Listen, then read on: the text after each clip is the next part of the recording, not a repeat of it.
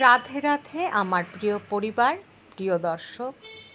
আমি ভূমিকা মীনাক্ষী শিলিগুড়ি থেকে চলে আসলাম আবারও একটি নতুন দিনে। শুভ সকাল আমার প্রিয় বন্ধুরা। সকালবেলায় উঠে অনেক সকাল, এখন 5টা বাজে, ভোর 5টা না, 5টার সময় আমি উঠেছি, কিন্তু জানলাটা খুললাম আরেকটু পরে, তাই জন্যই বাইরে আলো হওয়ার পরেই আমি জানালাটা খুললাম আর কি। মানে কালকে রাত্রে আমি একটা পার্ট খোলা রেখেই শুয়েছিলাম, পর্দাটা টেনে। তো জানালা খুলে দিলাম, দিয়ে গিয়ে ডাইনিং রুমেরও এই যে জানালাটা খুলে দিলাম। বাইরের একটা সুন্দর দিন, আমিও দেখছি, আপনাদেরকেও উপহার দিলাম একটা খুব সুন্দর দিন। দিনের শুরুটা এইভাবেই করলাম। ঠান্ডা লাগছে বেশ, একটা চাদর গায়ে দিয়ে নিয়েছি।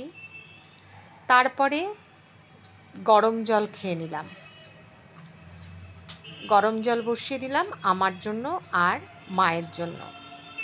সকালটা গরম জল দিয়েই শুরু করলাম।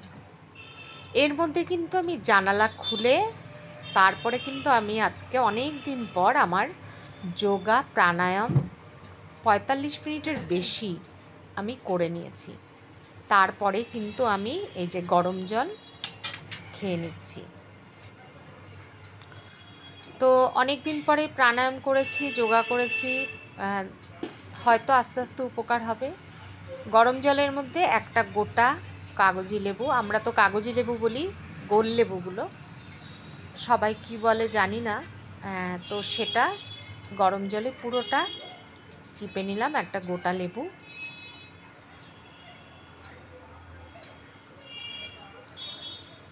চিপে একটু পিঙ্ক সল্ট দিয়ে আমি খেয়ে নিলাম, আর মাকে দিয়ে দিলাম 1 গ্লাস এমনি গরম জল। আর বন্ধুরা, আপনারা আমাকে কমেন্ট করেছেন, বা বোনরা যারা করেছো, যে দিদি বসে জল খাবে, দাঁড়িয়ে খেও না। তো তোমাদের কথা মাথায় রেখে আমি কিন্তু বসে রিল্যাক্স করে গরম জলটা খেয়ে নিচ্ছিলাম। কারণ জোগাড় করে ওঠার পরে না অনেকটাই এনার্জি লস হয়ে যায়, তো যার জন্যই একটু আমি পিঙ্ক সল্ট মিশিয়ে নিয়েছি, যাতে এনার্জিটা আবার আসে। কারণ সারাদিন অনেক কাজ করতে হবে তো। আর সবচেয়ে বড় চিন্তা আমার আজকে মাথায় শ্যাম্পু করতে হবে, তারপরে আবার বৃহস্পতিবার লক্ষ্মী পুজোও দিতে হবে। তো যাই হোক বন্ধুরা, এইভাবেই কাজ শুরু করে দিয়েছিলাম।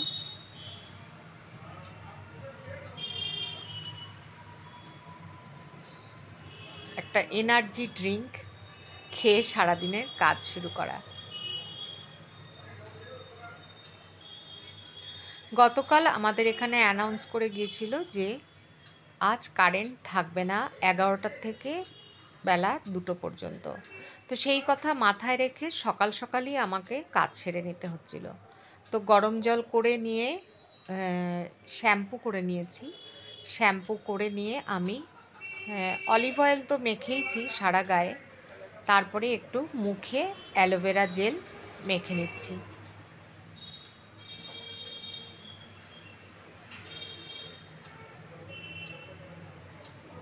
আর সকাল সকাল তো বেশ ঠান্ডা হাওয়া আসছে জানালা দিয়ে, ঠান্ডাই লাগছে আমার। আর গলাটাও খুসখুস করছে, ভার ভার হয়ে আছে।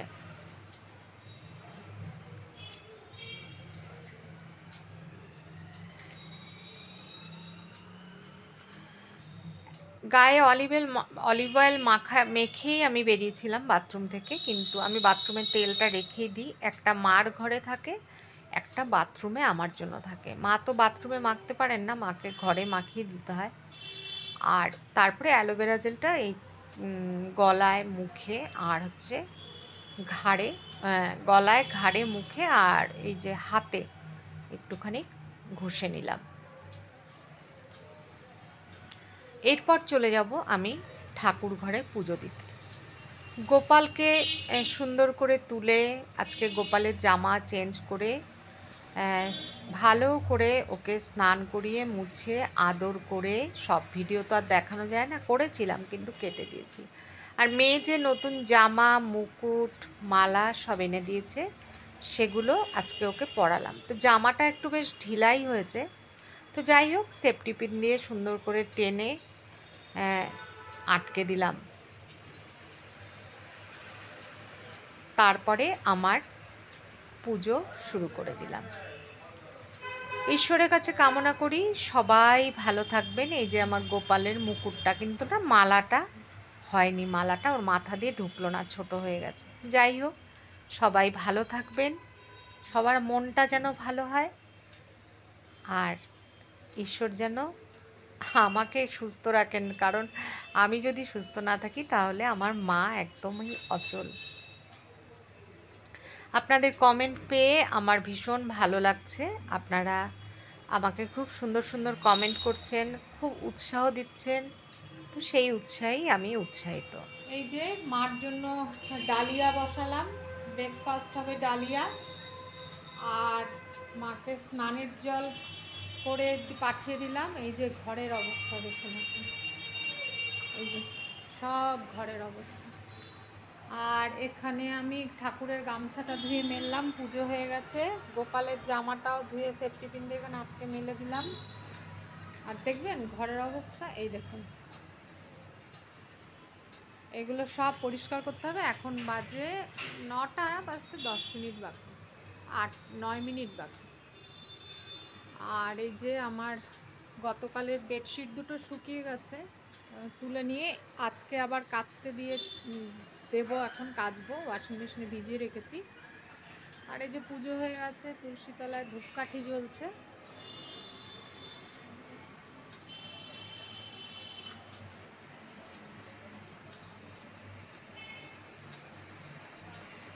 তো থাকুন বন্ধুরা সারাদিন সাথে, আশা করি ভালো লাগবে।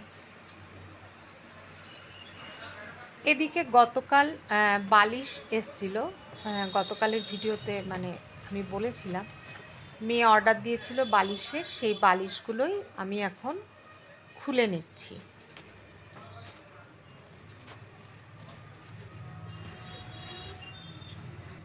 এই যে বন্ধুরা, আর একবার তো আমি বিছানা তুলে পরিষ্কার করে নিয়েইছি। আমার জন্য গতকাল সন্ধ্যাবেলা এসেছিল বালিশ দুটো, আজকে এই যে বালিশ দুটো খুললাম। এমনি বিছানা তোলা হয়ে গেল এখন আমার এই বিছানাটা। এখন বালিশ দুটোর মধ্যে কভার ভরিয়ে নিই।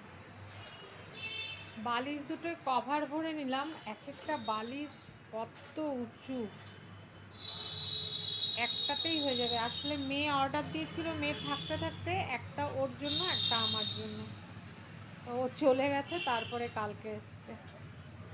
যাই হোক, এই যে বালিশ দুটো দেখুন কত উঁচু, আমার কভারও ছোট হয়ে গেছে, আর একটু বড় কভার কিনতে হবে। যাই এবার অন্য কাজ করি। তো এদিকে আমি ওয়াশিং মেশিনেও কাপড় আমার ভেজানো ছিল, কাচাও হয়ে গেছে। এবার আমি স্পিন করতে দেব, কারণ ওই যে এর মধ্যে কিন্তু আমি মাকেও, যেহেতু গরম জল করার একটা ব্যাপার থাকে, মাকেও স্নান করিয়ে নিয়েছি। তার কারণ হচ্ছে যেহেতু আজকে কারেন্ট থাকবে না বলে দিয়েছে, তার জন্য যত কারেন্টের কাজগুলো আছে আর কি, ইলেকট্রিকের, সেই কাজগুলো সেরে নিচ্ছিলাম। তো এদিকে কাপড় কাচা মানে বিছানার চাদর ছিল, এমনি জামা কাপড় ছিল, সেগুলো ভিজিয়ে রেখেছিলাম, কাচাও হয়ে গেছে। এবার স্পিন করে নেব। বন্ধুরা যারা আমাকে এখনও পর্যন্ত দেখছেন, প্লিজ যদি একটা সাবস্ক্রাইব করেন, লাইক করেন, আমার ভালো হয়, আমি একটু এগিয়ে যেতে পারবো। হ্যাঁ, যারা সাবস্ক্রাইব করেছেন, প্রতিদিন কমেন্ট করছেন, দেখছেন, আমি তাদের কাছে ভীষণভাবেই কৃতজ্ঞ। আপনাদের কমেন্ট পেয়ে আমার খুব ভালো লাগে। কমেন্টগুলো আমাকে অনেক অনুপ্রেরণা দেয়, কারণ আপনারা তো আমার পরিবার। আপনাদের সাথে যেই কথাগুলো শেয়ার করতে পারি, আর কারো কাছেই হয়তো সেই কথাগুলো বলতে পারি না। তো এদিকে ব্রেকফাস্ট ডালিয়া মাকেও দিলাম, মা বলল মার বেশি হবে, তো আমাকেও দিয়ে দিল।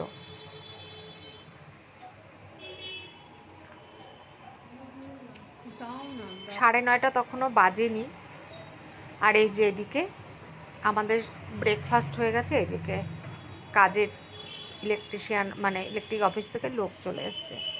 সবচেয়ে বড় অসুবিধাটা কী হয়েছে জানেন তো, যখন আমি এই বাড়িটা নিয়েছি আমি তখন খেয়াল করিনি যে আমার ঘরের সামনেই ট্রান্সফরমারটা। আর এটা এখন এত রিস্ক হয়ে গেছে, এটা যদি তখন মানে তখন আমি খেয়াল করিনি যে ট্রান্সফরমারটা একদম আমার এই ঘরের সামনে। যারা এই ফ্ল্যাটটা নিয়েছে, ফ্ল্যাটটা কিনেছে, তাদের ব্যাপার আলাদা, কিন্তু আমি তো ভাড়াটিয়া। হ্যাঁ, তো আমাদের ফ্ল্যাটটার নিচের তলায় একটা ঘরে একজন টিচার এসছেন, উনি পড়ান, আর আমি উপরতলায় থাকি। একদম আমার ঘরের সামনে ট্রান্সফরমার। তো যাই হোক, এই দেখুন কত রিস্কের কাজ, ওরা কত কঠিন কাজ করে। মানে এই পোলের উপর উঠে কাজ করা কত বিপজ্জনক কাজ, যে ওরা আজকে কয়েকদিন ধরে করে যাচ্ছে। সমস্ত আমার ধারণা হলো যে এতদিন ধরে প্রত্যেক দিনই ওরা কাজ করে যাচ্ছে, তো লাইন থাকছে না, তো মনে হয় তার পাল্টাচ্ছে। তো আমার ধারণাটাই পরে ঠিক পরিণত হলো যে সমস্ত তার পাল্টানো হচ্ছে। কিন্তু ওরা যে কত বিপজ্জনক কাজ করছে সেটা মানে কয়দিন ধরেই দেখছিলাম। আজকে তো সারা দিন, মানে আমি এখন যখন ভয়েস দিচ্ছি এখন কিন্তু পুরো অন্ধকার হয়ে গেছে, কিন্তু ওরা কিন্তু এখনও কাজ করছে নিচে। মানে ওদের কাজ দেখে আমার মনে হলো যে কত বিপজ্জনক কাজ। আর আমিও ঠিক করিনি একদম ট্রান্সফরমার, দেখুন আমার ঘরের একদম সাথেই, মানে লাগানোই বলতে পারেন। এদিকে মেয়ের পিজিতে ও মেয়ে নিয়ে গেছিলো রাধারানী আর শ্রীকৃষ্ণের জন্য পঞ্চু, সেটাই ও আমাকে ছবি তুলে পাঠিয়েছে। আর খেয়েছে হচ্ছে আজকে জোয়ারের রুটি, মন্নু বানিয়েছে রুমমেট। আর পিজিতে তৈরি হয়েছিল ভাত আর ডাল আর করলা ভাজা। কি খাওয়ার ভাবুন, এতগুলো টাকা দিয়ে পিজিতে থাকে, খাওয়া দুপুরের মানে লাঞ্চ হচ্ছে ভাত ডাল আর হচ্ছে করলা ভাজা। পুরো পাড়াটা। আর মন্নু যেহেতু জোয়ারের রুটিটা করেছিল, সেই রুটিটা ও আচার দিয়ে খেয়েছে। আর এদিকে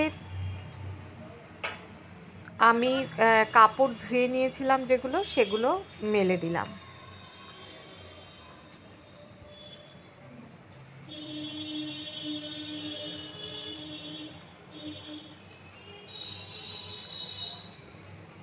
আমার সব কাজই হয়ে গেছে, একবার তো আপনাদেরকে দেখাই, সেটাই দেখিয়ে দিলাম।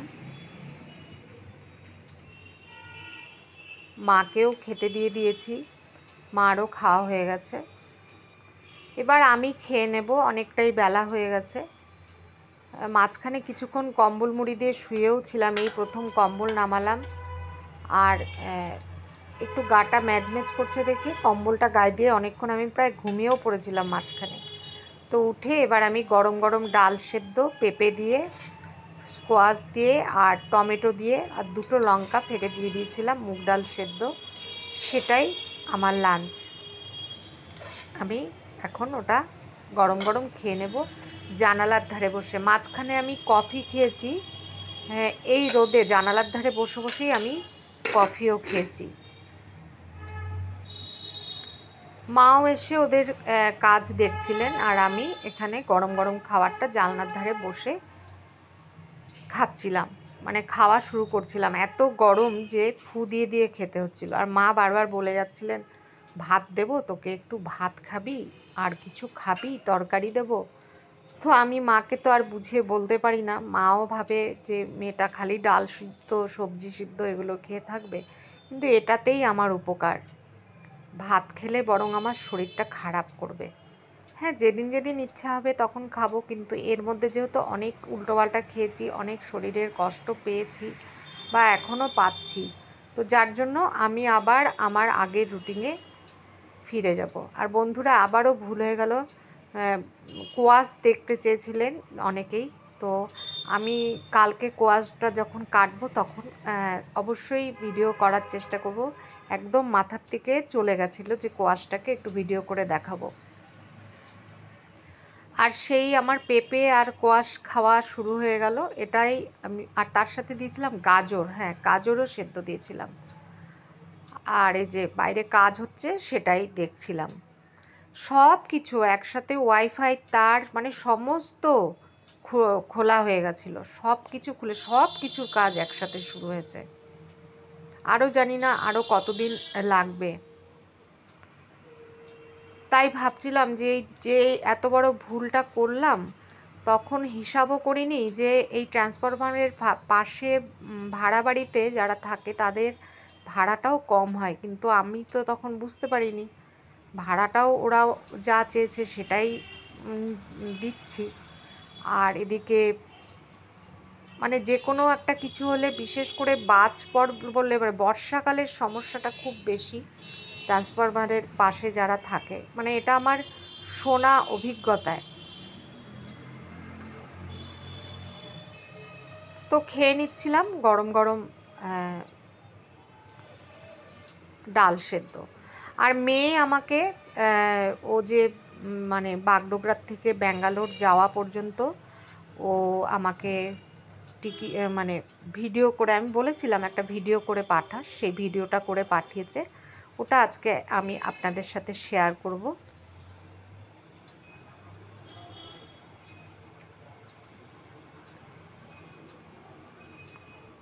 আর এখন ভয়েস দিয়ে এটাকে এক্সপোর্ট করে নিয়ে আমি বেরোবো, কারণ সকালে যেহেতু ডালিয়া দিয়েছিলাম, মা দেখলাম অতটা পছন্দ করছেন না। তো মার জন্য দুধ আনতে হবে, মাকে হয় দুধ মুড়ি, নয় পাউরুটি টোস্ট বাটার দিয়ে ডিম দিয়ে, নয় দুধ পাউরুটি, এগুলো খেতেই মা দেখছি বেশি পছন্দ করছেন। তো সেটাই আনতে যাব। আর এদিকে মেয়ে যে আমাকে ভিডিওটা পাঠিয়েছিল, এই যে বাগডোগরার থেকে ফ্লাইট ছাড়লো, এখান থেকে ব্যাঙ্গালোর অবধি ও যতটুকু ভিডিও করেছিল সেটা আমাকে পাঠিয়েছিল, সেটাই আমি আপনাদের সাথে শেয়ার করছি। আর সবচেয়ে ভালো লাগে ও যে ঠাকুরের জন্য পঞ্চু নিয়ে গেছে এখান থেকে, রাধা রানী আর শ্রীকৃষ্ণের জন্য। মান্নু ওর যে রুমমেট মেয়েটি, ও মানে পিওর ভেজিটেরিয়ান আর ভীষণ কৃষ্ণ ভক্ত। ওরা দুজনে মিলে পুজো করে। তো ওই যে এর আগের দিনও বলেছিলাম যে ওরা শিব পুজোও করে। ওদের আশ্রম মানে ওদের ঘরটা না এত সুন্দর, আমি ভিডিওতে দেখি, এখন অবধি তো গিয়ে উঠতে পারিনি। মাকে পাহারা দিয়ে দেখে, মাকে দেখে রাখতে লাগে দেখে আমি এখন অবধি ব্যাঙ্গালোরে 2 বছর হতে চললো, জানি না আমার মেয়ে কোথায় থাকে, কোথায় ওর অফিস। ওই ভিডিও কলে যা দেখি, কি করে যাব বলুন মাকে ফেলে। তো ওরা যে এত সুন্দর পুজো করে না ওদের রুমটায়, এই যে ধূপকাঠি, ওরা ওখানকার একটা অন্য রকমের ধূপকাঠি ব্যবহার করে, পুজো দেয় সকালবেলায় উঠে, সেই স্নান করে পুজো দেওয়া, ঠাকুরের জন্য ভোগ করা, জন্মাষ্টমী পালন করা, বিভিন্ন পুজো, প্রত্যেকটা পুজো পালন আমি যেমন ঘরে করি ও ওখানে করে, ও আর মন্নু, দীপ্তি। তো এখন তো আজকে তো মাম বলছিল যে মা দীপ্তি তো বম্বে গেছে বাড়িতে, মনে হয় দীপ্তি আর এইখানকার চাকরিটা করবে না, ওর মনে হচ্ছে ওর বাবার কোম্পানিতেই ও কাজ করবে, কারণ ওর বাবা একলা হয়ে গেছে, মেয়েকে দেখতে বলেছে। জানি না, এখন দেখা যাক, কারণ দীপ্তির তো জিনিসপত্র ব্যাঙ্গালোরে পিজিতে রয়ে গেছে, দীপ্তিকে তো আসতেই হবে সেই জিনিসপত্রগুলো নিতে। তো এই যে ও ব্যাঙ্গালোরে পৌঁছে গেছে, কথা বলতে বলতে, আপনাদের সাথে কথা বলতে বলতে ও দেখুন ব্যাঙ্গালোরে পৌঁছেও গেল। আর ভিডিওটা খুব সুন্দর করে আমাকে পাঠিয়েছে, তাই ভাবলাম আপনাদের সাথে ভিডিওটা শেয়ার করি, কারণ আপনারা যেহেতু আমার প্রিয় পরিবার, আপনাদের সাথে সব কিছুই শেয়ার করি। তো এত সুন্দর ভিডিওটা ফেসবুকে তো রিলসে দিলে পুরোটা নেয় না, ওরা কেটে নেয়। তো আপনাদের কাছে দিলে আপনাদের কাছে পুরোটাই শেয়ার করলাম আর কি, মানে পুরোটা দেখানোর চেষ্টা করলাম, কিন্তু ফেসবুকে যখন আমি রিলসে দিই তখন ওটা পুরোটা যায় না, ওরা তো কেটে ছেটে বাদ দিয়ে ওদের মতো করে নেয়। এই যে মেয়ে বেরিয়ে যাচ্ছে ট্রলি নিয়ে, খুব সুন্দর। ও এর আগেও আমাকে যখন ভিডিও প্রথমবার গিয়েছিল, ভিডিও কল করে দেখিয়েছিল এয়ারপোর্টটা, ব্যাঙ্গালোর এয়ারপোর্টটা সত্যিই খুব সুন্দর। ও বলে মা বাগডোগরা এয়ারপোর্টটা জানি কীরকম, একদম ভালো না।